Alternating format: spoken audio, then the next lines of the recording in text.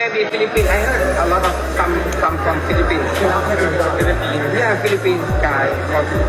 Philippines. Is this preliminary competition or closer interview? I think it's not interview. In the preliminary and final competition. I got the name already, but I cannot say. On my list, they have two Thai. But I don't know exactly if she will come or not. Because I didn't get anything feedback to declare everything for all of the judges. So I will know tomorrow exactly how many and who are they. And I have to prepare food and beverage for them in the room. So I have to know. Maybe Philippines. I heard a lot of some from Philippines. Philippines. Yeah, Philippines guy. Philippines. Is this preliminary competition or closer interview? I think it's not interview. In the preliminary and final competition. I also heard, but Yeah, I saw. quiet now, but no, I wait for official. I got the name already, but I cannot say Okay. until nothing changed. Because a little change all the time when I say something. Yeah. If the change is not good for them, okay. But some name is already changed. I know, but not mentioned about Philippines. Some name is already changed. I know because they said others. But all the list, I have to reconfirm again. Yes.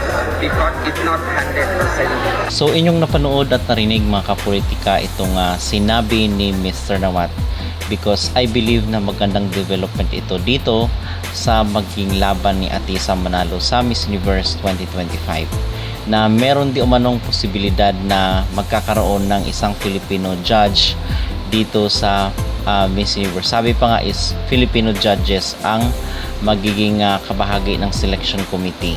Kasi nakita natin doon parang 5 or 6 lang ata yung pinangalanan ng Miss Universe page, and then ngayon is meron silang idadagdag na mga Asian judges dahil marami ang mga nagreklamo bakit doon lang daw sa side ng mga Latinos yung mga kinuha. So ito yung pinaka-latest ngayon according dito kay Mr. Nawat, na kung saan ang sinasabi niya is magkakaroon ng mga judges mula sa Asia, at ang nabanggit niya dito ay Philippines at itong Thailand. Merong 2 Thailand daw na magiging maging kabahagi ng selection committee.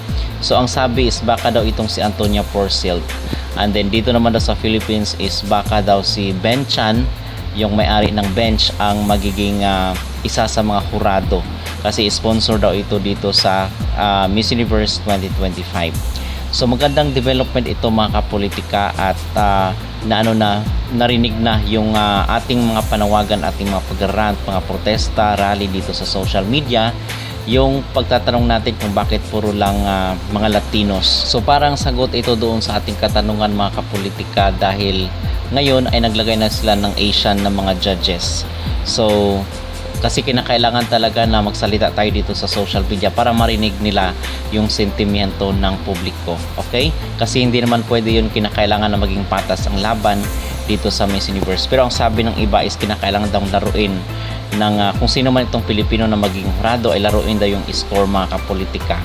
Okay, so merong ideya siguro ang ilan sa inyo, pero ang sinasabi nila is bigyan daw ng pinakamababang score kung sino yung mga frontrunner na kalaban ni Atisa, and then si Atisa ay bigyan doon ng mataas na score para daw, kasi baka laruin doon nila yung score doon sa kanila. So merong buffer itong ating candidate dito sa Miss Universe 2025 pagdating sa scoring. Pero hindi po ako pabor sa ganitong kalakaran mga kapolitika, dahil gusto nga natin maging patas, di ba, ang laban. So yun po yung aking masasabi at maging opinion dito sa mga kaganapan ng sinabi ni Mr. Nawat na magkakaroon din ng mga Asian na mga judges. So ano po ang inyong mag-reaction? Kayo po ba ay pabor sa balitang ito? Mag-comment down below, at huwag kalimutang mag-like at mag-subscribe na rin kayo para updated kayo sa ating mga latest issue.